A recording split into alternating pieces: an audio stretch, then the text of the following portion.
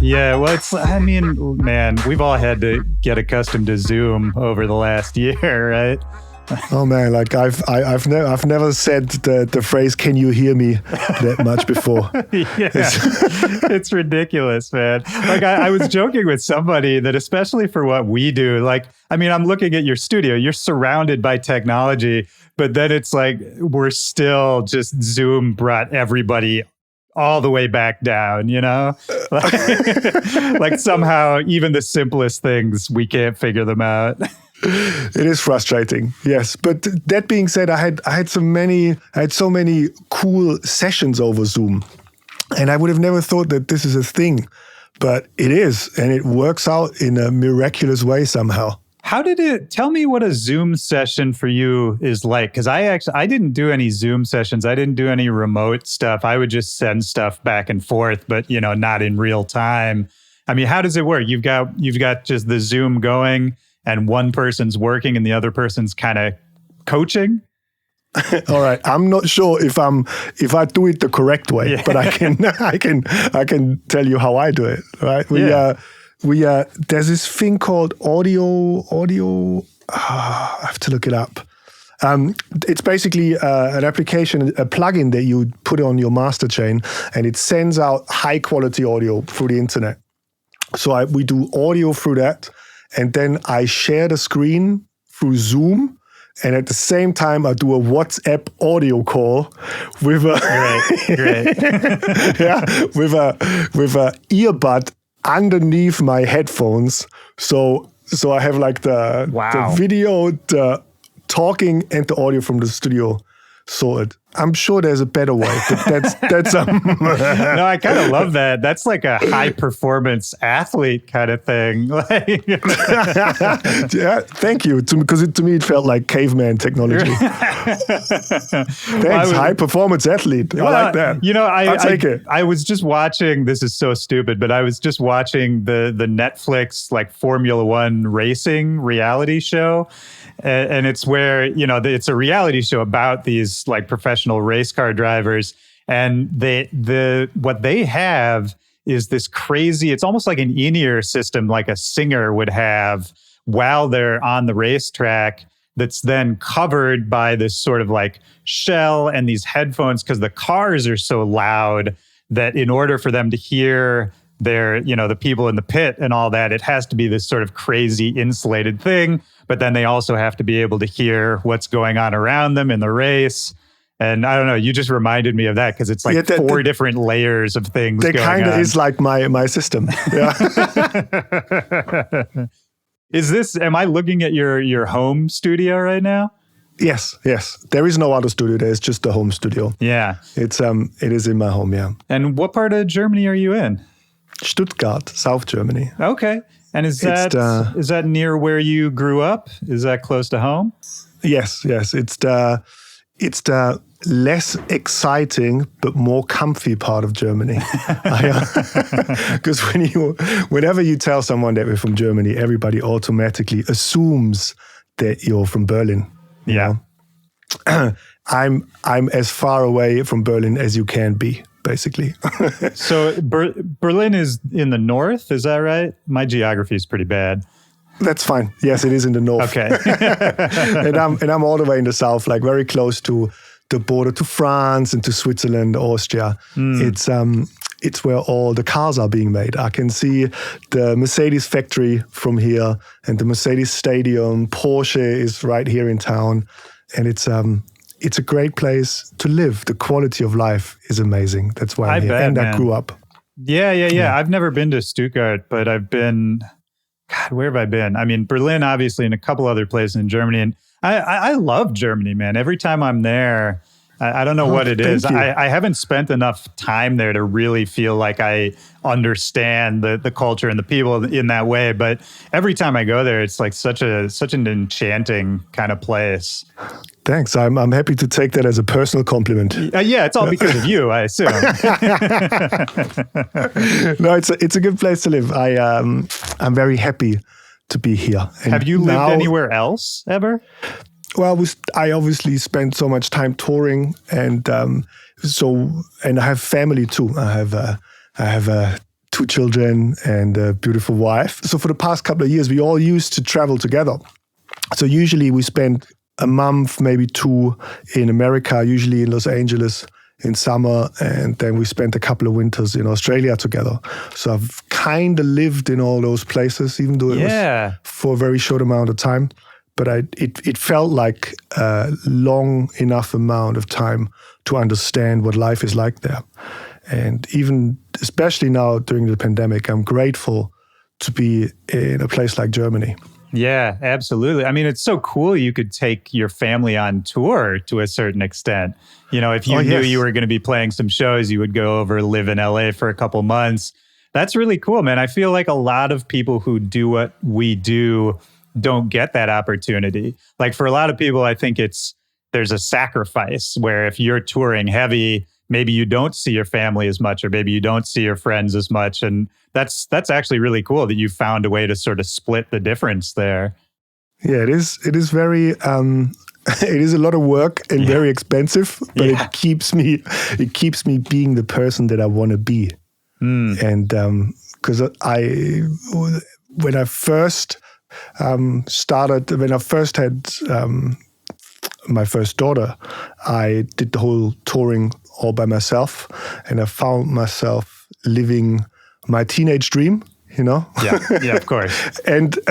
But not enjoying it at all, hating it because I was away from the people that I wanted to be with, and which was a very weird place to be in mentally. Yeah. So I had to figure out a system to make it all work. And, okay, so how old were you when that first started, when you first really started touring and you had your daughter? That was early 30s.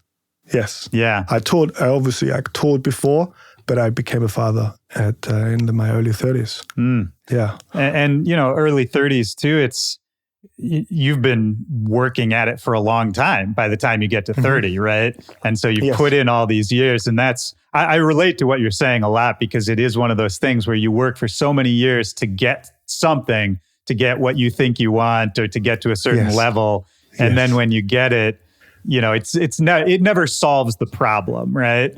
Like, yes, there's always the next goal, and it's always not good enough. And and it always creates other problems. And I mean, so how old are your kids now? My little daughter is just 1.5, and my big daughter is 6. Oh man, it's so cool you can give them those experiences too, because I mean, especially, you know, 6 years old, she's going to remember, you know, living in LA for a couple months when she was a kid. And those kind of experiences, I think, especially early on for a kid, can be so valuable. Yes. I mean, I grew up going to the same hotel in the same village in Austria every single winter and every single summer on holiday. And that's it. You know, that was like... And that's the reason you ended up the way you are? Yeah, probably. Yeah. And all the kids were like, oh my God, we went to Mallorca. Oh yeah, we went to Egypt. Like, yeah, guess where I went. So yeah, I'm very happy for them. And so, it's good. I'm very grateful. Life is amazing. Oh, man. I mean, I love to hear that, man. I love that kind of attitude. Well, I mean, let's talk about for you as a kid, if you're going to the same hotel in Austria every single winter. I mean, so you grew up, I think, in a small town, right? Yes, very small town, rural South Germany, very, very calm, very beautiful. My parents had a restaurant, and the restaurant was attached to a monastery. Oh, wow. So I basically grew up in a monastery. I was constantly surrounded by nuns, really. Yeah. How was that? It was interesting. It was pure harmony, because we're not crazy religious or anything, but the restaurant just happened to be there in that surrounding. And it was all women, it was all nuns. And I was the only kid around, and everyone loved me. And there was just, just pure love and harmony. And obviously the great food and the nature.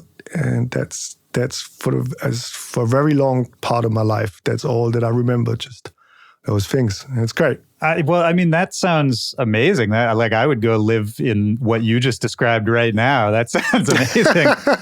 Was it? I assume it sounds pretty happy then. Happy childhood. Did it ever feel too small? Did you ever want to go see what's out there? Funny enough, by the time that I had that feeling, I discovered that there was like a really famous techno club very close by, even though it was so rural in the middle of nowhere. We had this really, really popular techno club called Douala. Okay. Very close, just 20 minutes from my house. Oh, that's crazy. Yeah. And it was a time where like all the big techno people, they were becoming superstars, Carl Cox, Sven Fed, all those big names, Jeff Mills. But they were still playing those smaller kind of venues. And whenever they came to Germany, they stopped by there. So I, at a very, very early age, I managed to sneak in and watch all those incredible big techno legends play in front of a small audience. And it was before the big, like super stardom where you couldn't get close to people. It was just the right time where it was so big and you could feel it was something super special, but you could still talk to those people. You could go up to a Carl Cox and just hug him, give him a sweaty hug, and speak to him in your broken English. Did you do that as a kid? Like go up to whoever was playing? Oh, of course. Yeah. I had the wildest fantasy English you could ever. Yeah. How old were you? You said it was real young. Yeah, 15. 15. Oh man, that's beautiful, man, because I think those are the kind of memories you never forget. Like I still remember, my early shows, my early clubbing experiences when I was about that age. And then combined with what you were just talking about, those special moments where you can feel when there's like a movement going on. There's the scene is building, that kind of thing where it's, you're seeing something that you're probably not going to get to see again because it's changing, right? Exactly. It felt like the stars are aligning. Yeah. For me, developing, discovering the world, and for the global techno scene becoming so big and creating something meaningful. So, were you aware of techno before that, or was going to the club kind of your introduction to electronic music? Going to the club. And also Love Parade was a big thing. It was on TV every year. And so you could see all those legendary DJs playing on TV. It wasn't a thing where they just flicked in on the news and flicked back out. It was more like a 5-hour, 6-hour constant stream of Love Parade on TV. That's so cool. Can we talk about Love Parade for a second? Because it's fascinating to me, but I barely ever get to talk about Love Parade on this podcast. I mean, for people who don't know at all, I mean, what is Love Parade? What was it to you as a kid? First of all, I think it still is the biggest electronic music event in the world. I think that's right. At the height of it, there were I think 1.6 million people in the streets of Berlin. God damn, yeah. And it was all free, and it was just mind-blowing to watch as a young kid. You flick on the TV and you see 1.6 million people freaking out to electronic music, and that really pushed electronic music into German radio as well. I was hearing acts like Westbam, their music being played on the radio, being played on the TV, and it completely transformed me. And it was around the same time when the Prodigy started coming up. Oh, yeah. So that whole mixture of German techno, Love Parade, and Prodigy is still somehow in me. Yeah. Well, it's, both the Love Parade, those early exposures to electronic music, the Love Parade, seeing it on TV and having it on the radio and having it be kind of normalized, but also understanding that this is, it's a parade, it's a party. And then also going to the techno club super young and seeing the music live, the way it's meant to be with people all gathered together. I feel like that has to have, maybe I'm reaching, and you can tell me if you think this is wrong, but I think that has to have affected your musical brain somehow, because I think about your music now, and there's something about it that feels very, very like live or organic or bouncy. Like it's, I don't know, so much dance music, and especially today, I think can feel very, maybe not formulaic, but I feel like it's lacking a human element to a certain extent. And I don't feel that with your music. And I don't know, I feel like there must be something in that to start off that way. First of all, it's a very nice compliment. Thank you. Oh, absolutely, man. Yeah, 100%. Awesome. That's what I strive to do. And yes, I guess it's from that time, because I grew up when dance music was way more organic, because that's how you had to make it. Yeah, that's how the Prodigy made it, because there wasn't, like, the synthesizers weren't as amazing as they were today. It was all sampled. Right. And when you take samples, it's usually of organic stuff, which gives it an organic vibe and a more like human element to it. Yeah, it's messier, right? Even the tools they were using at the time, you couldn't be as precise as we can be now. Exactly. And I still strive to keep that human element and the mess in there. I love mess, to a certain extent. Yeah, just me the right too. amount. Me too. Well, those are always the best moments, right? Is when you do something the wrong way, or you just hit a knob accidentally, and all of a sudden something you wouldn't have thought of happens. It's to me, capturing those moments. That's always the best part of music. Totally. Yes, the errors, the happy accident. Yeah, exactly. Well, I mean, how quickly after you started going to these clubs did you start thinking that, oh, I want to do this? I want to, whether it's making music or DJing, was it pretty quick that you were like, I want to be involved?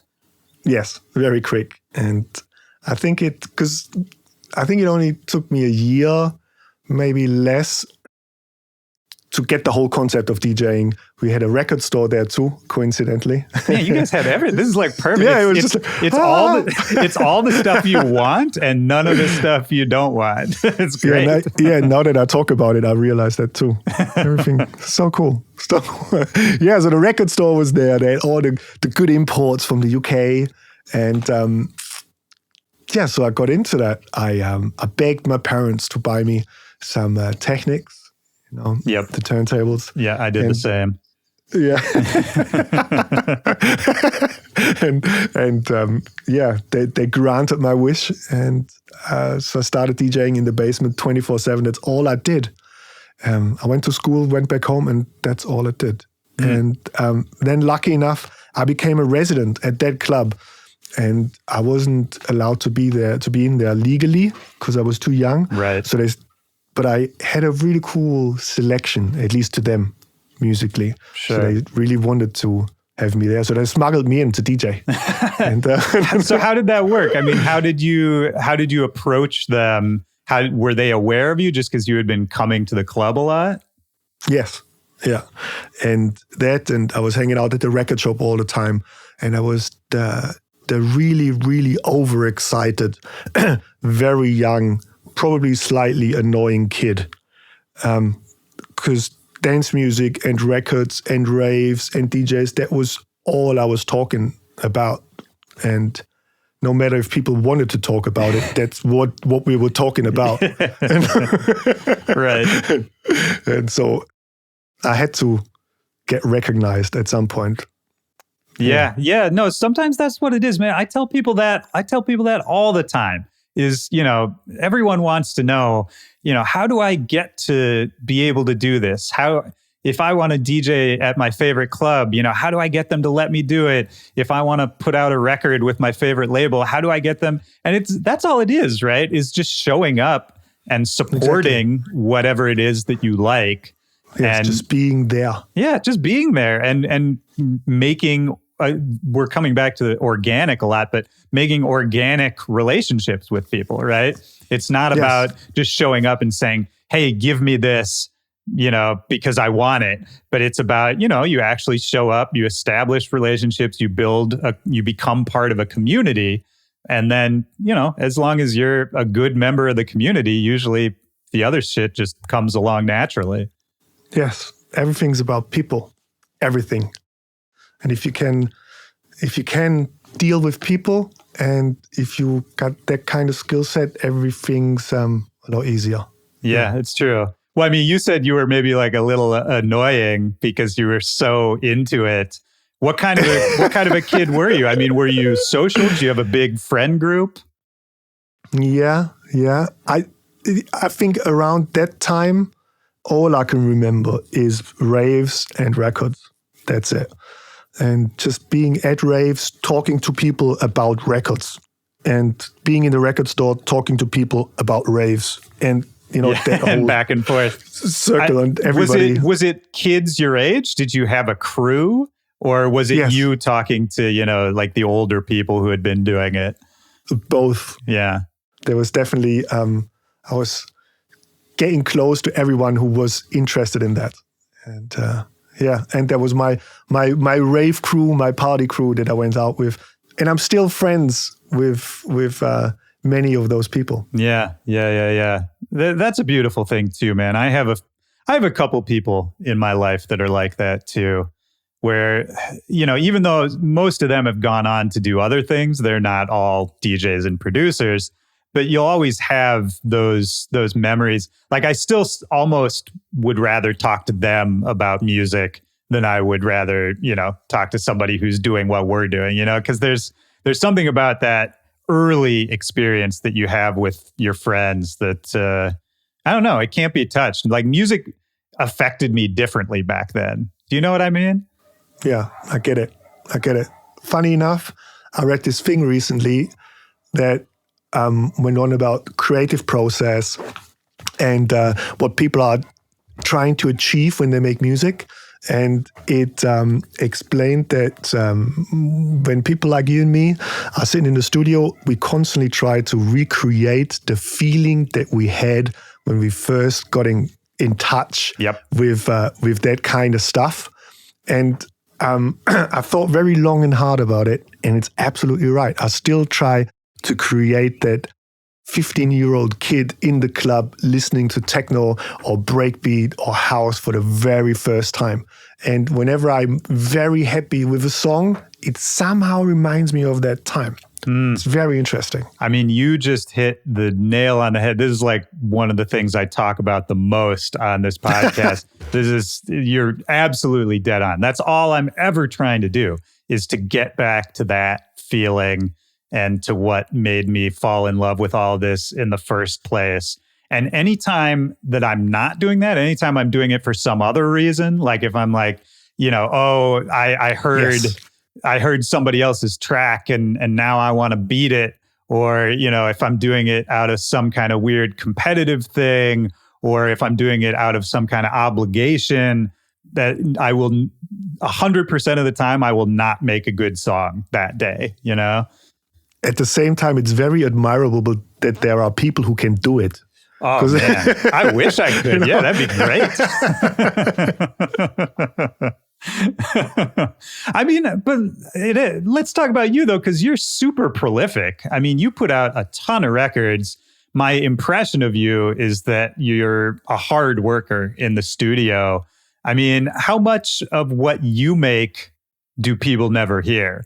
Do you throw out a lot? Do you have a lot of days where you just make something and it doesn't go somewhere?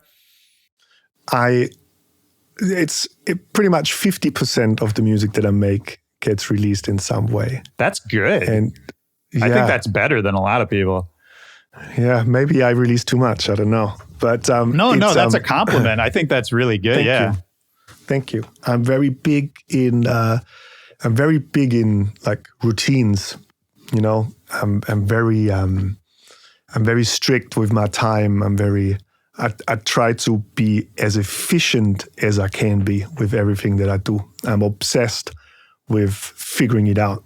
Okay, so what's your daily routine if you're going to be working in the studio that day? I usually get up at like 6 a.m. in the morning. Nice. That's good. Yeah. That's already better than a lot of people, I think. Yeah. Then I try to read for half an hour just to fill my mind with something other than social media. What kind of stuff do you read? I read different things on different times of the day. I'm very big on education. In the morning that's where my mind works the best. So that's where I read all the complicated stuff. And it's not all music focused. It's more like whenever I feel that there is something that I should know about, I learn about it. And the complicated stuff is usually in the morning. It might be finance. Okay, sure, yeah. And it might be psychology. It might be how to efficiently process things. Those kind of yeah. And that's super what I do in the morning. Okay, and then what? Some breakfast? No, and then but by that time I usually have my first coffee, and then I'm already sitting in the studio, and I will not leave the studio until I achieved something, and that's usually at 11:30, and then I get out of the studio, start cooking, because I still love my food. Right. Because of my childhood, and I'm still so big into cooking and food. So I cook for the whole family, cook something nice and fresh. Then I would work out, and then I usually sleep for half an hour or an hour, and then I have the rest of my day to myself. Wow, man, that's really interesting. I mean, because I thought I was a routine-based person, but now hearing this, I was like, oh, maybe my routines need some work. Well, it took me a very long time to figure out what's good for me. I started doing, I probably over-engineered it being a German, but I had this habit tracking list. So I figured out what the things are that I need to do daily, and in order to make the best music that I can, and in order to be creative and alert and awake and not be tired and not be, so there were a thousand little things that I put together in order to figure out that this is the type of stuff that I should eat. This is the amount that I should drink. This is where the time where I should have my last coffee in order to sleep.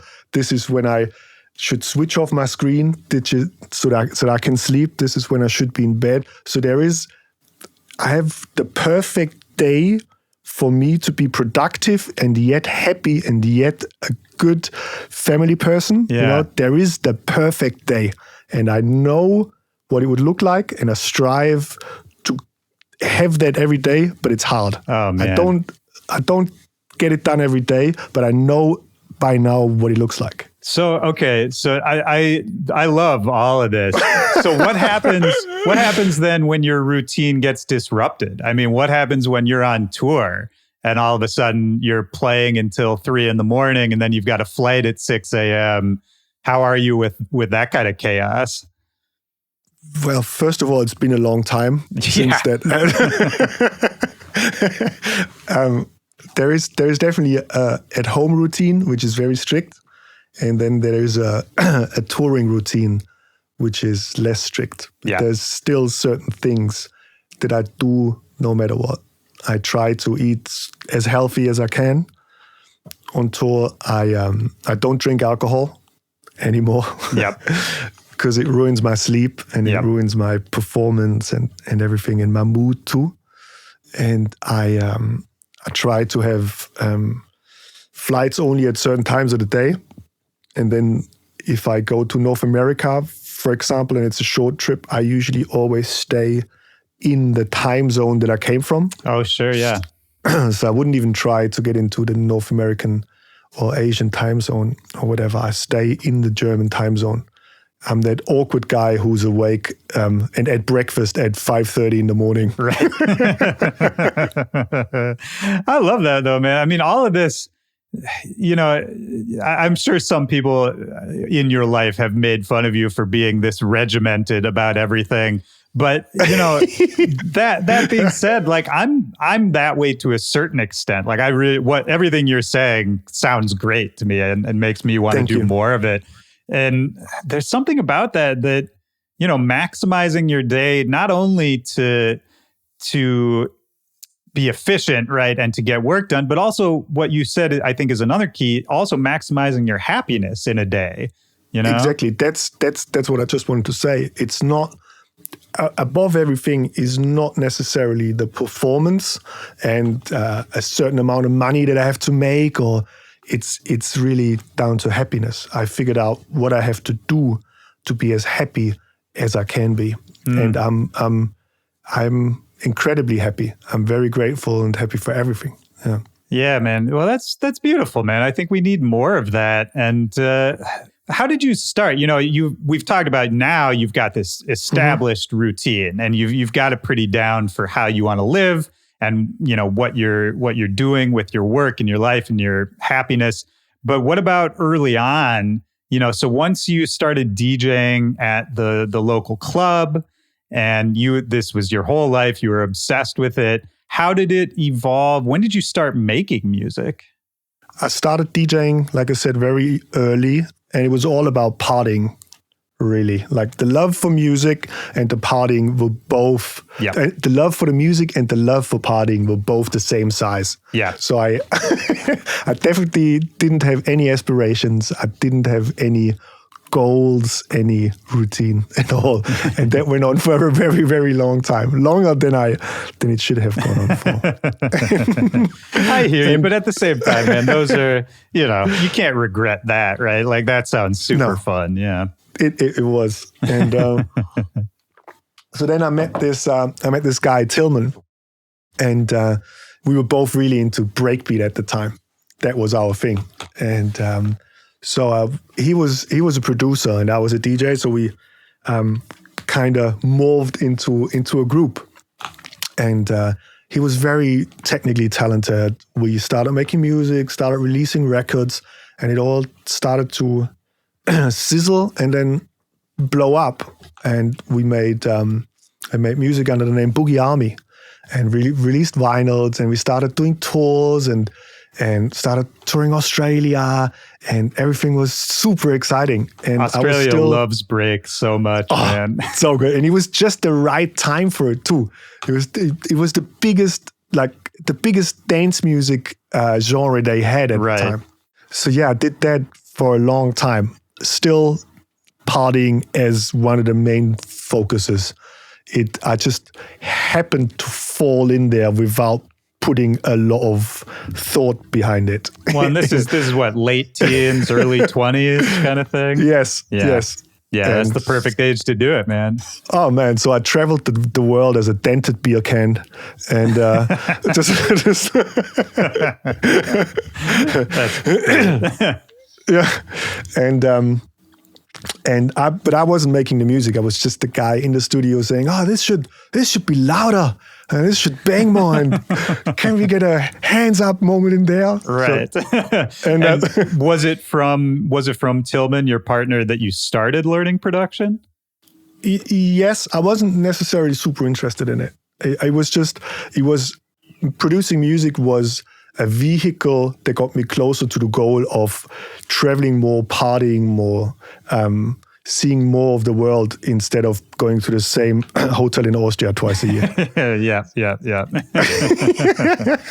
So, I mean, when did production come into your life? When did you start learning a lot? Because your chops now are crazy. I would have thought you were producing like the whole way along. No. And then that project fell apart because, we were young and it was so wild, and we just, our minds and expectations of life just went different directions. So it all fell apart. I got super depressed, partied even more, was a mess. And then I was like, okay, if I want to turn this around, I got to sit down and try and make my own music. So I gave myself a whole year to do that. And at the same time, I met Leroy Thornhill of the Prodigy. Right. And we straight away had a really tight connection together. And he wanted to get out of the UK, and I wanted to get out of my small village. So we both moved into the town that we are now, Stuttgart. Right. And we started sharing a house and started sharing a studio. And he taught me so much about music production and about life and everything in general that really got me out of my rut. So for a whole year, I just sat down with Leroy and made music, and that's all I did. And then I had this song. I hated it. Everyone loved it. That vibe, you probably know what I'm talking about. So my first song. Yeah. Of course, yeah. And only by the pressure of my friends, I released it. And then at the time, it was breakbeat. And at the time, there was this. It was called Breaks Paul. It was an award ceremony, like an international award ceremony, where biggest DJ, biggest record, that kind of thing, right? For that whole global scene. And that year, I won Best Producer and Best Record at Breaks Paul at Fabric in London. Oh, man. Yeah.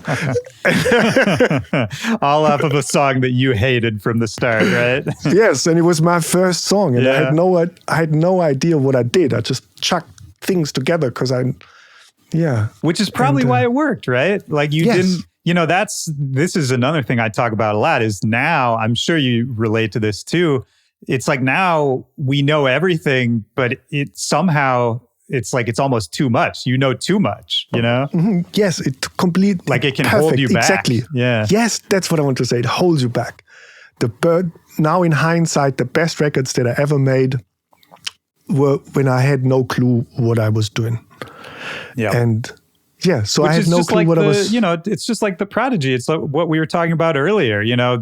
When they had the less advanced tools, and they didn't know what they were doing at the start either. And that's all this music we look at as iconic and legendary now. It was coming from that place.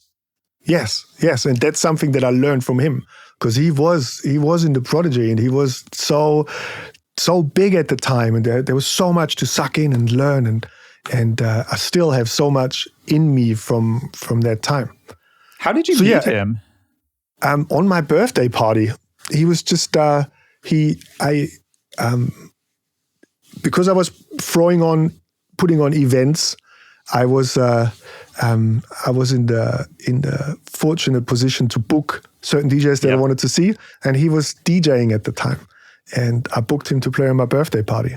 Oh, that's great. So he came and we became besties and moved into a house together and had a studio together. Wow. For a very long time. And so cool. Did he have anything to teach you? Did you take anything from him? Not in terms of production, but just in terms of, a career on that level, like being a part of the Prodigy, such a huge, iconic group.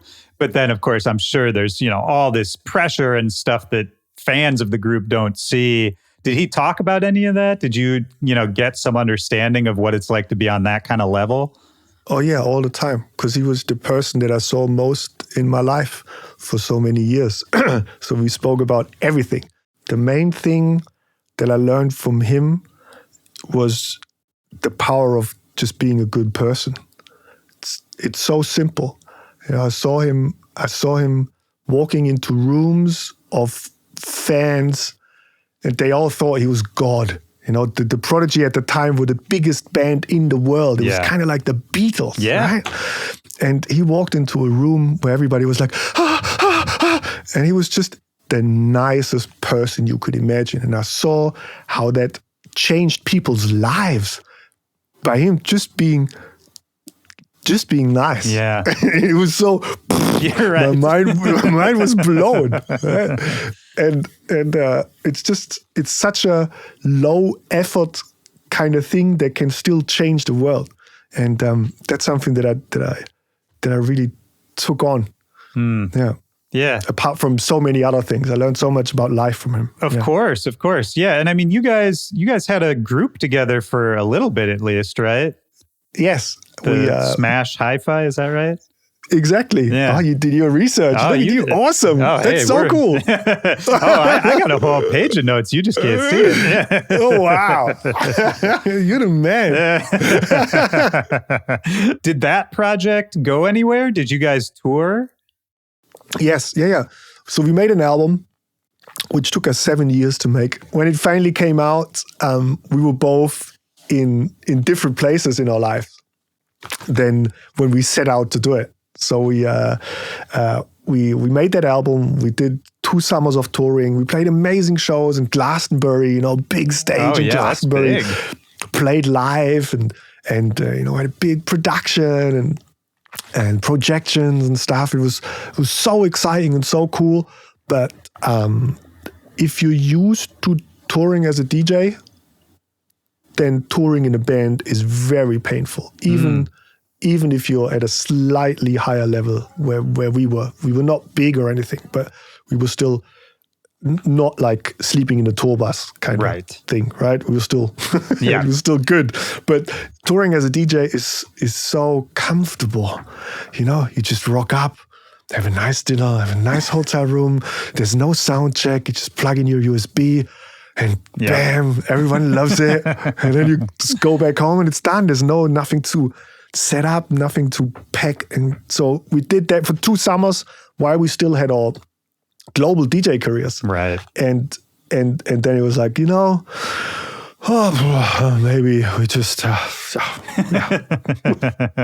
yeah. But at least you did it, right? You got on those festivals. You had the experience of it. Yeah, it was good. We loved it. It was a great experience. And now I can talk on the mic. That was something that I never could. Oh, really? Yeah. And through the band, I had to, because I had to like kind of wonkily sing my way through a few songs. Oh, you were singing? Screaming. Nice. That's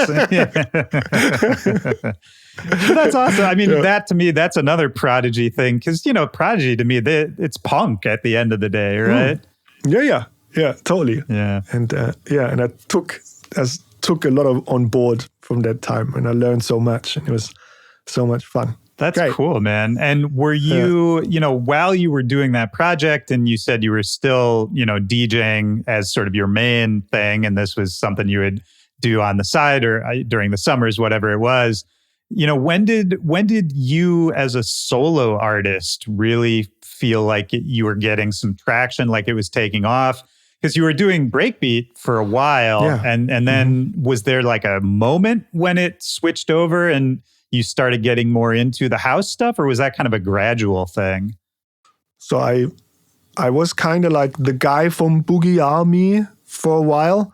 Then I won those awards. So suddenly I was the best breakbeat producer in the world. Right.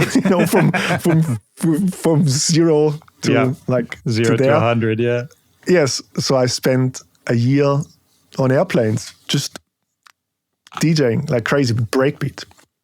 And then over that time, that breakbeat thing the sound got kind of tiring for me.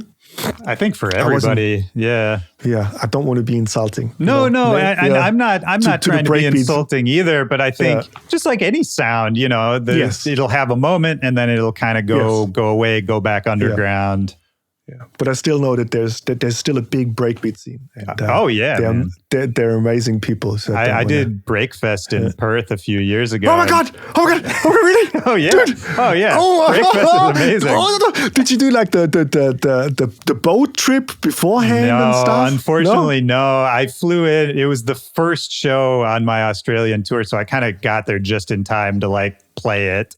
But yeah, it was amazing. It was incredible. Oh, so good. So good. Well, and I don't make breaks, nor do I really play breaks. So I sort of felt lucky that they booked me there because, and I wasn't the only one. Like there were a bunch of people doing bass music out there, and like Slink was out there, and there was some club music. There was a bunch of cool stuff. But, then when you saw, the real, they still had, I forget who was there.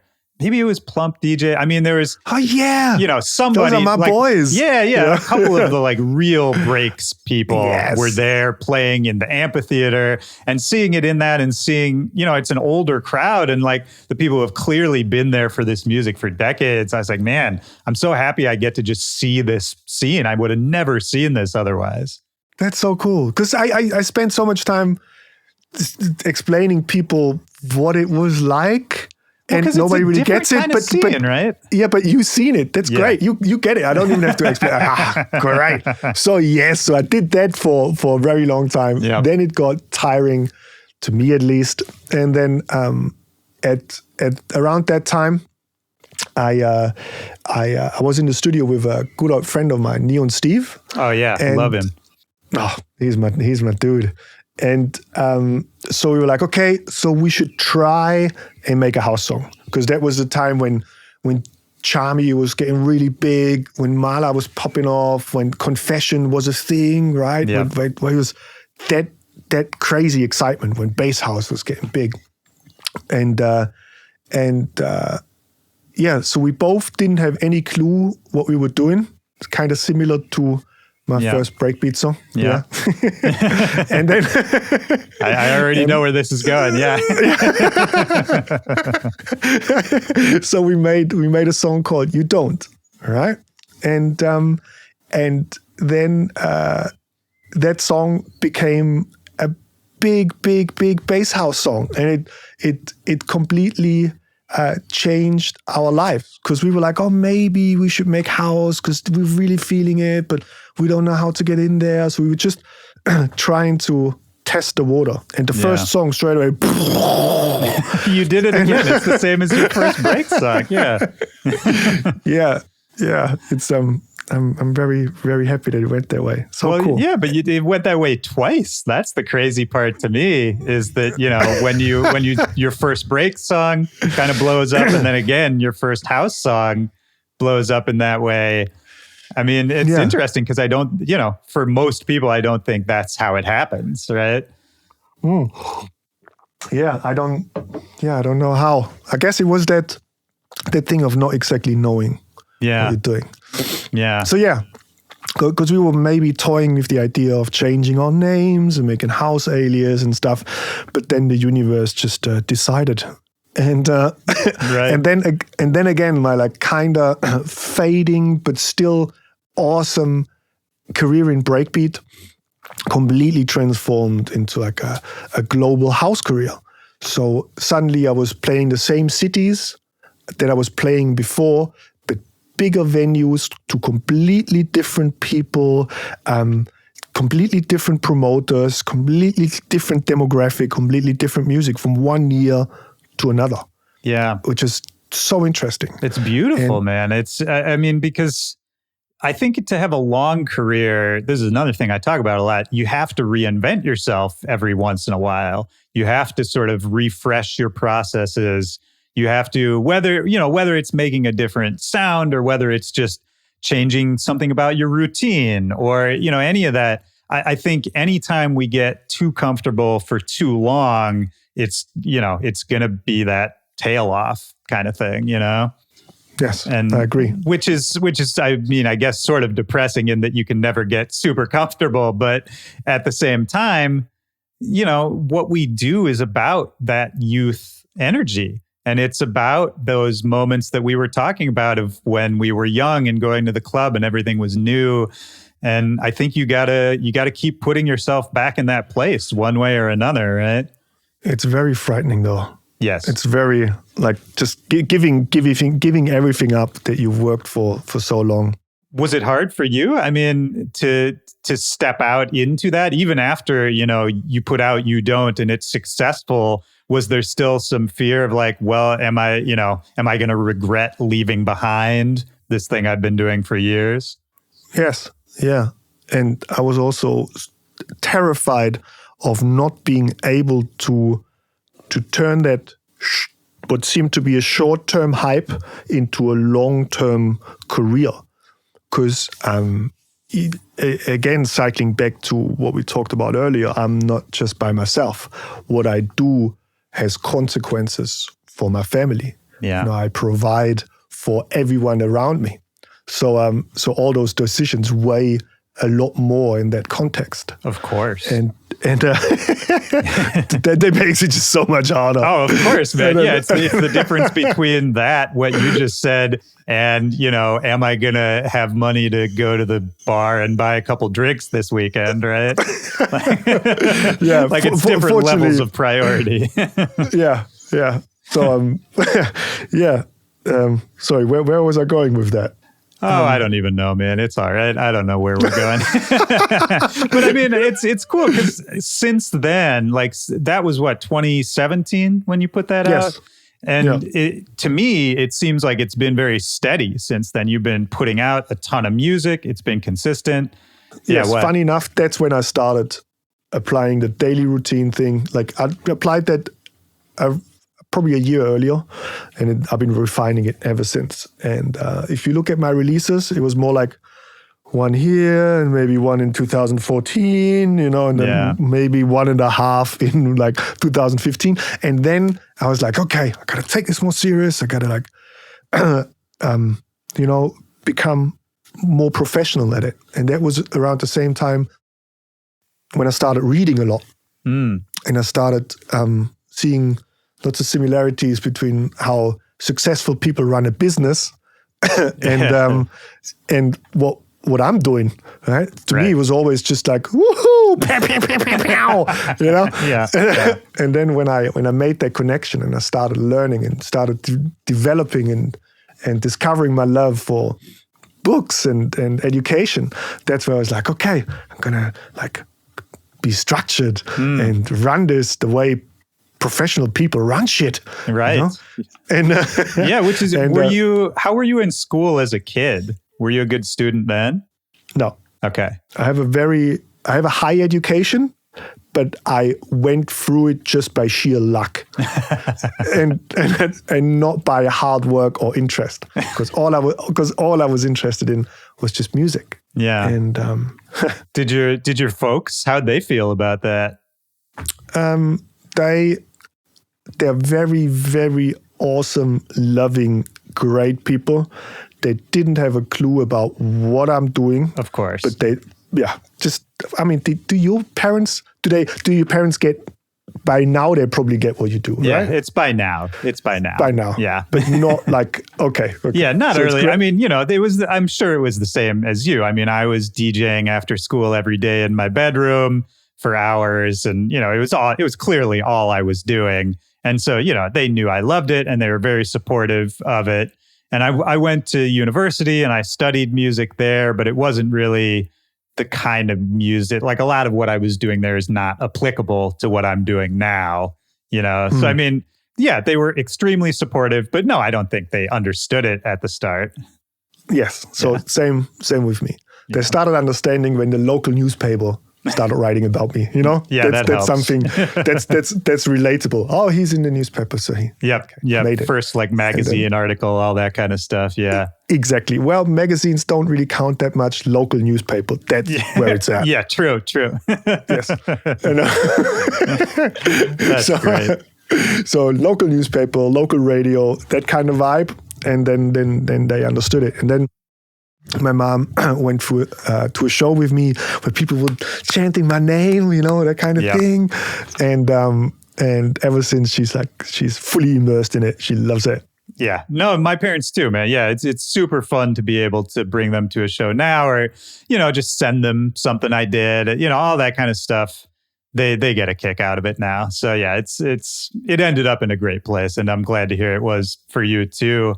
I mean, what are you focused on now? Is it really, because you're putting out all these releases, you're working with, all the best labels that are out there for house music. I think, especially in DJ circles and producer circles, you're a very well-known, well-respected quantity. Thanks. Oh, yeah, 100%. You got to know that's true, man. Yeah, but it's good to hear it from someone like you. I really look up to what you do. No, thank you, man. The feeling's very mutual. And, I guess what I want to ask is, what's the plan now? Where's your head at? I'm sure over this last year, you've probably been making a shitload of music. do you have sort of a goal or a vision for where you want to take it? Is it more just like refining this process even better, getting the perfect version of what you're doing? Like, where do you see this going for yourself? There's very, very detailed, refined goals that are like, they're all written down and the whole team knows about it. We're all obsessed with it. Look at it every day, the way you're supposed to do, right? Yeah. But the over, like above everything is to just keep doing what I do and make it better and just keep on building that world that I try to be. You know, that my music, the way everything looks, the way everything feels, the way I interact with people. I want to create just a place for people to be where they just feel good. I mean, that's beautiful, man. I think that's like the best kind of goal you can have, because that's real success, right? Is if you can make that world, and if you have a group of people who get what you're doing. You know, all the other stuff is kind of a bonus. But if you could get that, I mean, who could say that isn't success, right? Like, that just sounds great if you could just do that every day. Yes. And talking about success, I always wanted to create a life for myself where I can do whatever I want, when I want it, with whom I want it. Yeah. You know? Yeah. And I'm definitely there, you know, and it feels so good, and I want to do more of that. And at the same time, I can have my whole family around me most of the time, spend time with them and be there for them, and that's so good. So that is like the fundament of everything that I'm doing now, and I'm building on top of that, reach more people, and not starting to do whack shit. You know, be successful. Yeah. We'll be again, I'm not trying to be insulting. No. I want to be a great goal. Don't do whack shit. You know, reach more people, like make more people happy, make more people feel me without doing whack shit. Well, yeah, because I mean, that's hilarious, but it's also true, right? Because I think there's always moments when you're in the middle of a career like this where there's, you know, you have an idea of maybe some whack shit you could do that would probably work, right? And maybe it would get you, you know, more listeners, or maybe it would get you some booking or whatever it is. And, you know, that opportunity is always there. And I think, you know, we've seen people go down that road, and I'm not shit talking those people, but it's a conscious choice that I think you have to keep reminding yourself that, like, yes, this is successful, but is it cool? And do I like it? Yes. Does it make me happy? Yeah.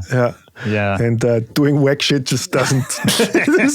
just For some reason, yeah. I don't know. Yeah. I guess I figured it out. It just doesn't make me happy. You know? That's so funny, man. Well, okay. Two more things I wanted to talk about real quick, because we've talked about sort of your process and what you do to keep yourself happy and what you're excited about. But we haven't really talked about, you know, the actual music making process and how you're writing this music and what you're doing in the studio. Like, if you look at what you're doing now as a producer, how do you think you've changed as a producer over the years? Have there been, you know, whether it's, you know, even all the way back to breakbeat, you know, and whether it's changing technology, whether it's a piece of advice somebody gave you along the way, whether it's maybe a light bulb moment for yourself. How have you changed as a producer? Is there anything you're doing now that, you know, really changed the game for you? That's a really good question. I've definitely become so much more focused, and I've learned about myself so much more, and that made me so much more confident in what I do. And it's all about confidence, I feel. And what really, really changed everything was the implication of daily routine. That whole thing of being in here no matter what. I used to believe that there's oh God, I have writer's block. I can't write music. Yeah. In reality, it's usually just a really bad hangover. Right. Or just a lack of motivation or whatever. Yep. You just keep making shit up. But the reality is, if you're focused and you have a goal and you work towards it and you do that every single day and you're healthy and you have a clear mind, then there's nothing that can stop you. And it took me way too long in my life to realize that. If I would have realized that like 10 years earlier, God knows where I would be. But that's something that changed the world for me. And discovering that I can, let's put it that way. People always say that you can do whatever you want. It's fucking true. It's so crazy. You just have to, it's not just a thing people say. It is true. If you want to do something, you just have to be focused and you can achieve it. Yes. So crazy.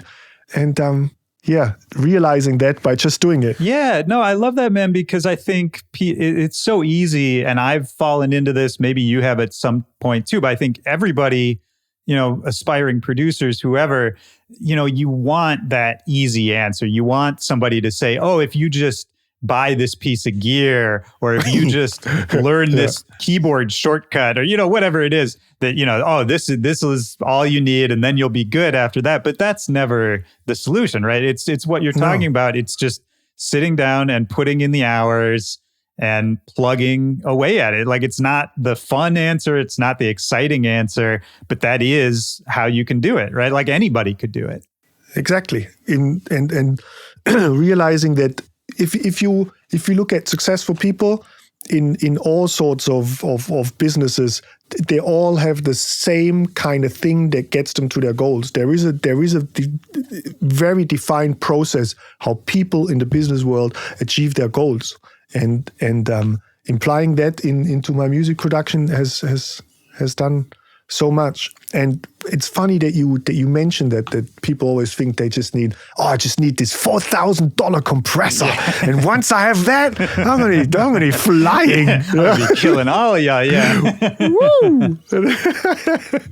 and that whole music synthesizer industry kind of lives off of that myth. And the truth is that, I have this really cool studio, and I have it because I spend so much time in here, and because it motivates me and it makes me happier and work harder. But the reality is there's tons of kids out there with crappy headphones and a really old computer, and they make better music than me. Yep. And I could probably make most of the music that I make just using just a laptop. Yeah. Oh, 100%. And the only thing that's holding you back is you. You're like the reason, you're like the problem and the solution at the same time. Yeah. Wow. Yeah. That's like the best way I've ever heard that put. That's exactly right. That's all it is, right? That it's just figuring out whether you need to trick your brain into something, whether you need to just present it to yourself in a different way, change your thinking about it. That's always the actual solution to it, right? Yes. Yeah. And it's always, I spend so much time in my life trying to change everything around me. We always like, you probably, I'm sure you did that too, when you're young and all you do is you're in some chats trying to convince people to book you. Yep. Right? Oh God, yeah. Hey dude, how you doing? And Yep. or trying to convince a label to sign you. Trying to convince that you spend so much money, trying so much power, energy to change everything that's around you. Yep. But the only thing that you should be changing is yourself. If you work on yourself, then those promoters, those labels, they will just come. And if they come to you, it's a way better situation to be in, rather than you coming to them and begging for things. Right. Yeah. 100%, man. Yeah. And it's so funny because it took me so long to learn, the same way you said, it took me too long to learn those lessons. But once you learn them, it's the most obvious thing in the world, Yes. So, yeah, I hope somebody listening to this takes that away from it, because, man, it took me way too long to learn that. Yeah. Biggest achievement Yeah. Oh man. Yeah, absolutely. Yes. And so the other thing I wanted to talk about, or at least make sure we talked about, was, I know your career. It's interesting because I think and maybe this is because you started in breaks. Maybe it's because you've worked in a few different scenes. You have this sort of more global career than a lot of artists, I think, at your level, which is really interesting in the sense of a lot of people I talk to, especially a lot of people in Europe or, just anywhere that isn't the United States, there's this focus on like, oh, I got to get to the States and break in, there because the scene is so crazy and there's all these opportunities. But I feel like you've been able to, at least my understanding, so I mean, you go all around the world. Like you played in some crazy places. I don't know if this is right, but I have Siberia. Yes, of course. Yeah. So like Crimea. I don't even know if I'm saying that right, but Crimea. Yeah. Yeah. I mean, how did that happen that you ended up, just going around the world and not focusing necessarily on one region or one place kind of early on? I think I've always made the music that I wanted to make. And no matter, I feel like no matter how weird your music is, there will be a certain amount of places in the world that are just as weird, and you can always be a superstar there. Yeah. Oh, that's great. and I live in Stuttgart, and I spend most of my time here. I haven't played a DJ gig here in probably 3 years. Yeah. Just because it doesn't fit. And I just don't force it. I go to the places where people want me to go. I don't spend time trying to change Stuttgart, trying to force a gig. But there's other places in the world, like America, like Siberia, like Canada. What was the deal with that? How did you go to Siberia? Early in my career, when I did breakbeat, breakbeat was a big thing in Russia. Oh yeah. So I used to play in Russia all the time, and so once you played in Moscow, once you played in St. Petersburg, all the other places are kind of rural and far away and wild. And Russia is so big, so I did whole weekend trips to Russia and ended up in places like Siberia, holding babies, taking pictures, Really? That kind of, yes. Oh, I had to meet, when I was in Siberia, I had to meet the oldest guy in the village, shaking hands and and hold babies and do pictures with them. And that's amazing. How was the show? Good. It was, so I got in there and it was empty. And the people told me that nobody came because they didn't believe that I would be there. Oh, wow. And once I was there, suddenly it was busy. Oh, wow. So everybody was just sitting at home waiting to see if I'm actually there. That's so funny. And then it was awesome. Because you've been to so many places in the world too. Oh, yeah, I've been to some weird ones, yeah. So the further you go, the more people are grateful that you made the trip, and the more emotional, the more human everything is. Yeah, the more intense. So I love going to places far away and connect with those people because I love people. That's what it's all about. So going to a place in Siberia is great because everything's a lot warmer. Right. Yeah, of course. Well, what was so you came from a small town and had sort of a quiet, sheltered existence. What was the first place you really went, maybe your first out-of-town show or out-of-country show, where you really felt, that kind of culture shock where it's like, oh, this is different? Definitely Russia. Yeah. Those were the first couple of shows where I went to a place where I couldn't understand the language, couldn't read anything, where everything was just so foreign. Again, so different than my hometown and the hotel in Austria. Why just the one hotel? I don't know. Your my family parents, liked it. Yeah, they just loved it, and they just did. It's a very normal German thing. You know, if you have someone that you like, why change it? Yeah.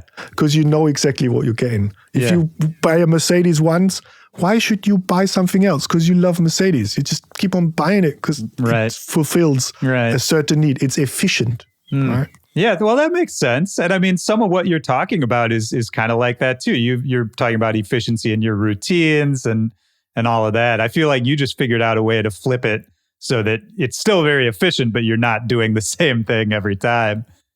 Well, I do the same thing every day. Well, right. When you're in the studio, but you know. What do you remember? What was the first time you went to the US? Do you remember that? I played Shambhala really early on. Yeah. Yeah. That was my first ever show in North America. And after that, I took my wife and we stayed in America, in North America, and then drove down to the US for some time. And it was magic. It was so good. And I fell in love with it. It was probably my favorite holiday experience ever. You know, we did the classic thing. I'm not sure if it's classic to you, but to me, as a European, the whole thing of having a big car, driving it down a big straight road, highway number 1. You know, on the coast there. Yes, so that is for us Central Europeans. That's like part of the American dream. Right. So we did that and absolutely loved it. Fell in love with it, and I think some of my first shows were in Florida. Okay, yeah, Florida breaks, baby.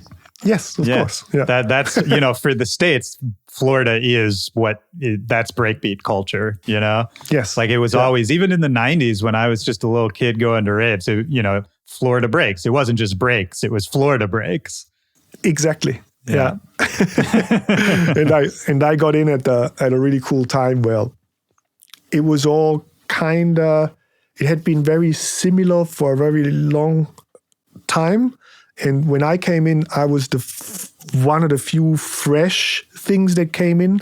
So I straight away had a really good experience there because people wanted to see me.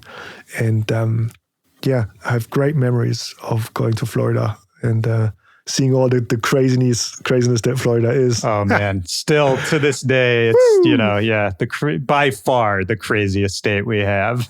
Whether you love it or hate it, like Florida is just its own universe. Yes, in a good way. Yeah, no, it's wild, man.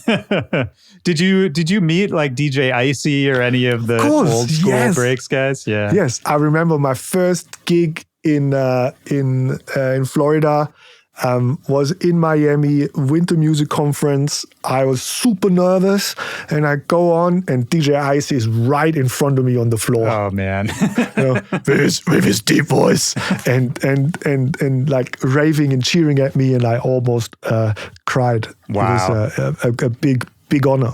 Yeah, no, that's a big cosign right there. It actually makes me wonder, and I'll wrap this up in a second, but it makes me wonder, you know, in all of this, you talk about some of these encounters with people that really changed the course of what you were doing, you know, whether it's starting Boogie Army with your friend, or whether it's, you know, meeting Leroy from the Prodigy and, you know, having him show you these production things, whatever it is. Have there been any other of those moments where kind of a random meeting with somebody, where you cross paths with somebody that ended up being really significant to you, or a connection that you carried with you that kind of changed your path? Many times, but in recent times, it was what really made That You Don't song that I made with Steve blow up were Charmy and Mala.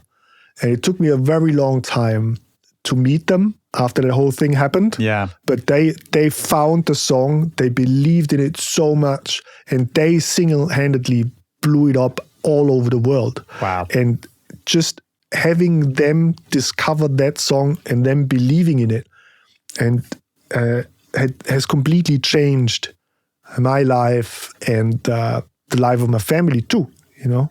And I will forever be grateful for that.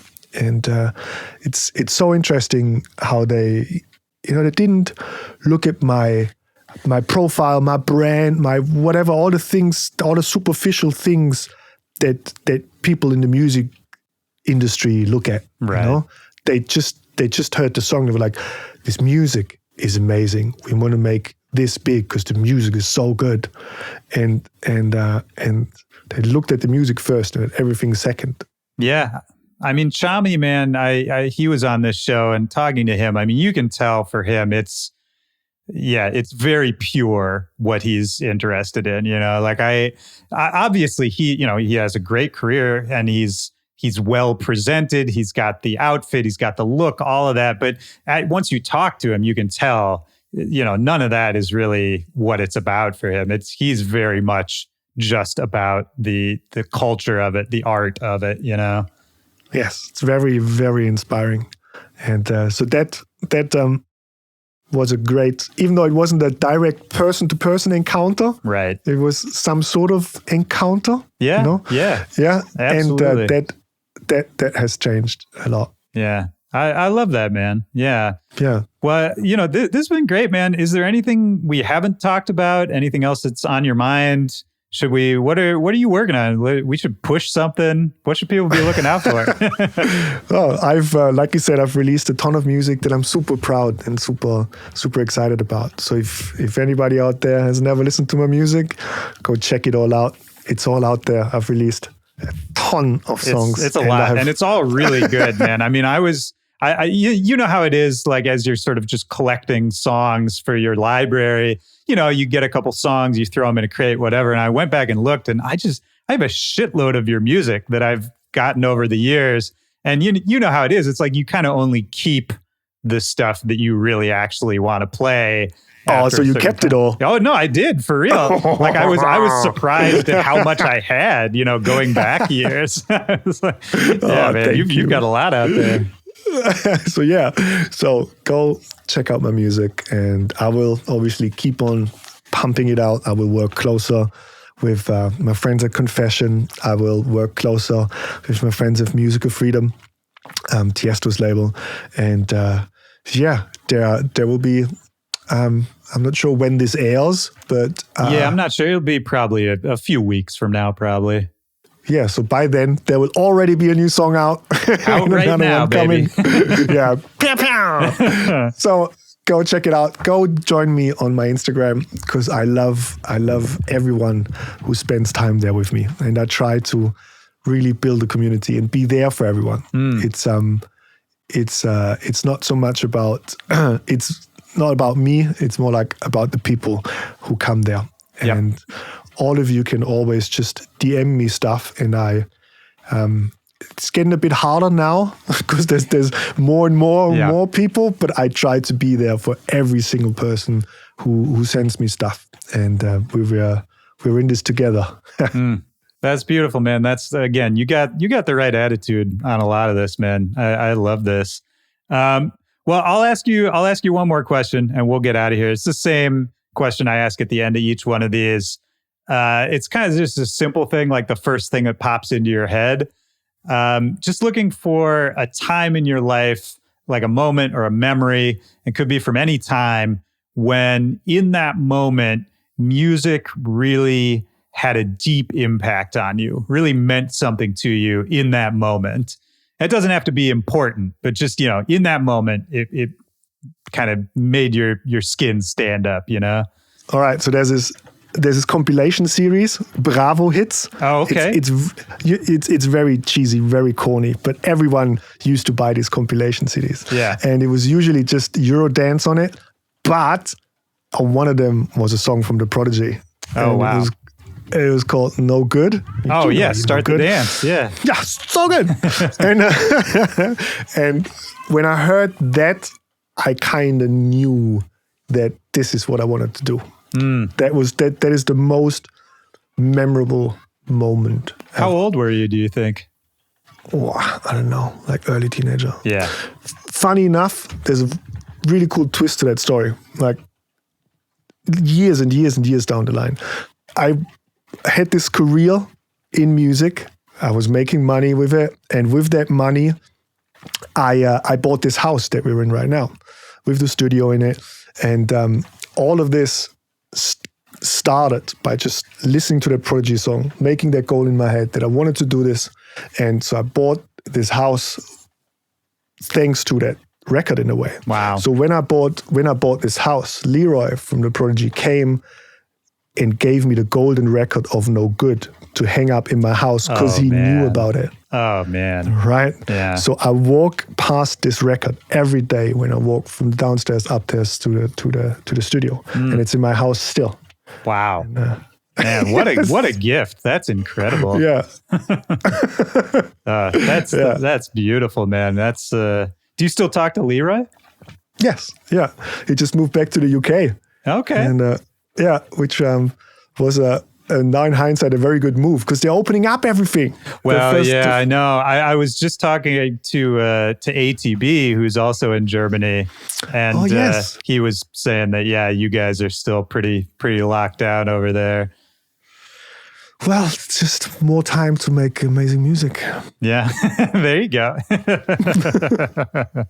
I mean, are you? We'll stop in a second, but how do you feel are you ready to get back out there? Is it starting to seem like this is taking too long? Are you enjoying, obviously, family time is great. The routine sounds great, but where are you mentally with it? Are you ready for it to move on? I'm in a happy place no matter what. We're now starting to work on tours and shows, and it's all coming together. And I'm just getting ready to announce my first show since March a year ago. Yeah. And so we're back in that mode.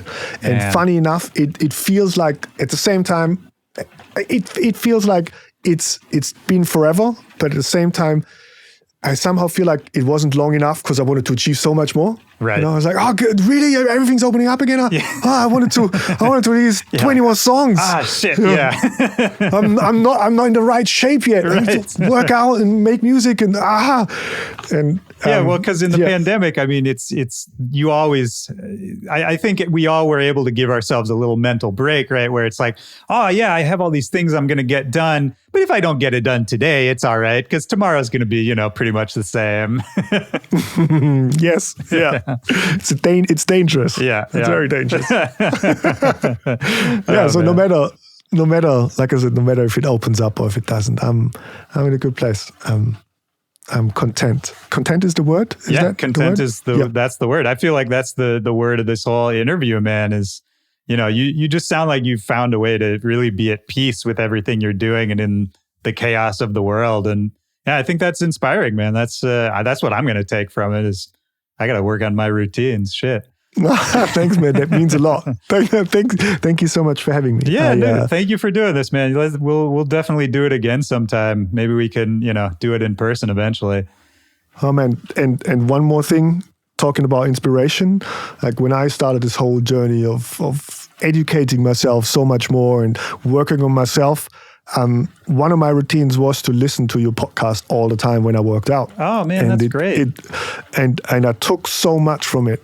Listening to it and hearing all those inspiring interviews and hearing, it's always about the failures that are so interesting. Yes. If people talk about like how it didn't go in a straight line, that has really helped me and really helped me keep on going. So thanks for that. Oh man, thanks for doing this. I'm glad, man. Yeah, that's touching, and I feel the same way. That's it's all about the failures. Everybody. What everybody sees is the success because that's what's on social media, and that's that's like the mythology of it. It's attractive, but it's all of us had to fail a whole bunch of times before those successes came.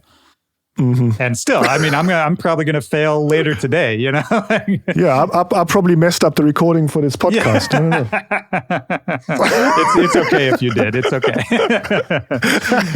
But yeah, man, no, I think we're done. This was great. I'll let you get on with your evening, but thank you for doing this.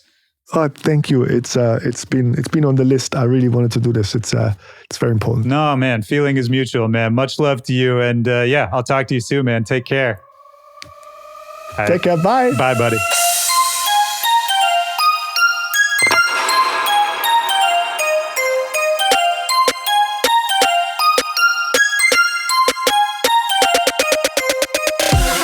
All right. right, that's the show. Shout out to Martin. Great to have you on, man. For everybody out there listening, I hope you enjoyed that as much as I did.